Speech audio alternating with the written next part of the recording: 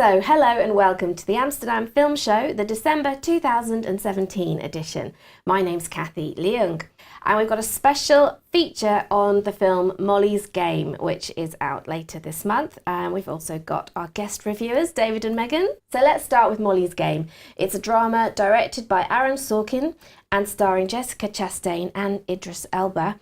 It's not released until the 26th of December, but we're already going to get people excited about it. Let's tell everyone what it's about. After running high-stakes poker games for celebrities and the Totally Minted in LA and New York, Molly Bloom is facing prison unless she gives the feds intel. Will she squeal? Now, it kind of sounds exciting. Were you gripped by that story? Yeah, I wasn't so much gripped necessarily by the plot, but gripped by, as I said before, like the techniques that the film used.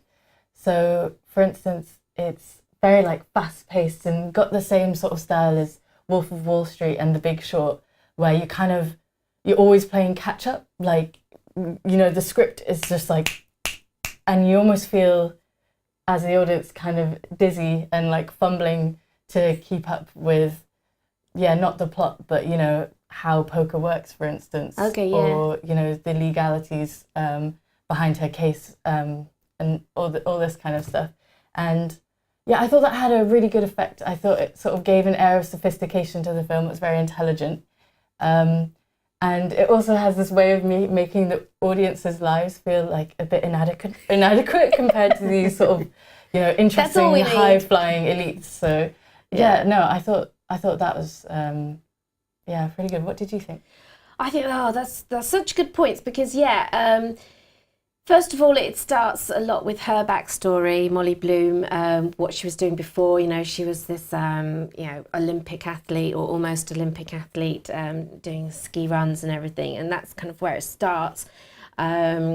It's a lot about her family as well, which I found a bit distracting. When it's most of the exciting parts of the story is this conundrum, but it focuses really on the backstory. And I think the director's trying to say, oh, this is why she does it all, the motivation and stuff. But for me, it was distracting, and it didn't quite gel, the backstory of the family and her sporting psychology and everything.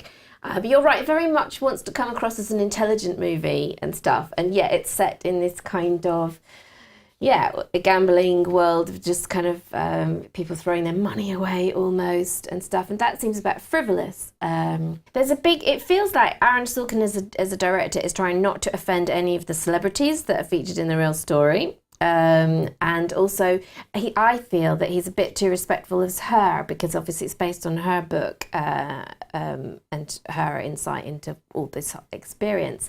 She did use drugs quite a lot to keep herself going through all these late night poker games, but that comes in right at the end as almost like a very small, did a little bit of drugs to keep me going and stuff, which is not the major part of the story, but it was like kind of almost deliberately downplayed, and I think it kind of gave her like a kind of glowing kind of, it was very positive to her, and it didn't seem very balanced. And I think some people are going to watch it and thinking, can they spot who the real life celebrities are in this? And Aaron Sorkin deliberately disguised them and did a kind of mishmash of certain real life characters deliberately so that people wouldn't say, that's the Ben Affleck person, or that's the whoever else. Well, he does want to work in Hollywood again. Yeah, exactly. Yeah. But I was quite kind of happy with her portrayal because I find it so rare in the film industry to get a successful female who isn't bossy and mean and unlikable. And if they're attractive, they're usually stuck up, and if not, they're just ugly and play a small part. So I quite liked that she was, you could see that she was intelligent. No, that's true. She had an interesting story.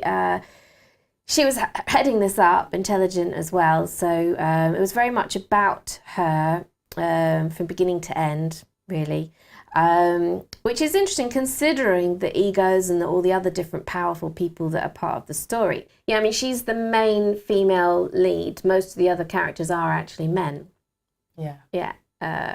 So So although she's the lead, yeah, it's still a very male-dominated film, I would say. Now, Idris Elba is billed on this. Will people who are expecting Idris Elba get enough Idris Elba from this film? Can you get enough Idris Elba in film? No, that's impossible.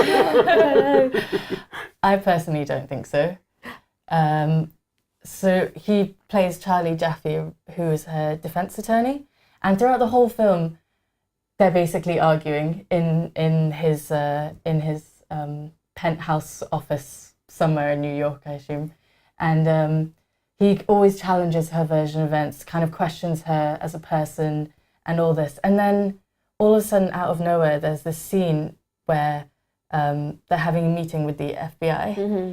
And he just gets up and has this huge monologue about how unfairly treated she's been and how she's a very moral person and all of this. And he berates the FBI agents for giving her a hard time like everyone else. And I was kind of sitting there like, where has this come from? It just didn't make any sense to me. And I guess in the book, it's explored a lot more, maybe his growing respect for her and all that.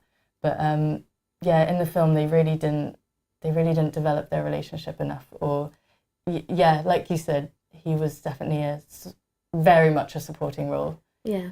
Aww. But he's in it a lot, but you're right, he's not a character, he's almost like a narrator, he's a device.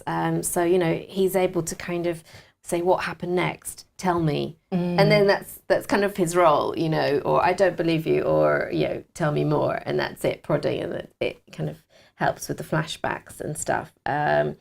But at the end of the day, and he wasn't going to take the case at first, and then he's persuaded to take the case. So it's kind of the drama of that.